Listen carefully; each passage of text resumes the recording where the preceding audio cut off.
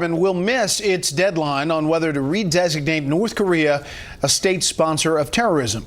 Correspondent Rich Edson joins us live from the State Department tonight with why the Secretary of State is delaying this decision. Good evening, Rich. Good evening, Brett. And the congressional deadline is in less than 6 hours. Sources say the State Department will miss that. Officials say they want to keep a possible designation as an option heading into negotiations next week between President Trump and Chinese President Xi Jinping. At the White House this afternoon, a National Security Advisor, H.R. McMaster, offered a case to designate North Korea.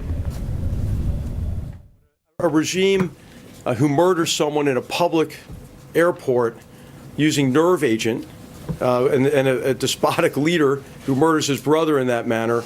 I mean, that's clearly an act of terrorism that fits in with a range of other actions. A despotic leader, someone who murders his brother in public, building the case essentially that North Korea is a state sponsor of terrorism, though that has fallen short, at least here right now, of the official designation. The State Department says it's determining whether North Korea meets the legal definition of a state sponsor of terrorism. It's essentially that it has repeatedly supported acts of international terrorism. So if so, U.S. law then would automatically implement additional sanctions against North Korea.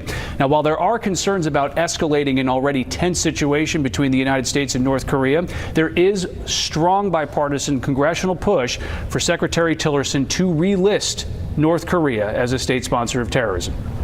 They were designated that way in 2008. It was changed, but it was changed because we were willing to remove that designation in exchange for them making certain commitments on their nuclear program that they did not keep. Defense and state and vice president will skip a trip to the demilitarized zone between North Korea and South Korea. According to that official, those visits are just becoming cliched.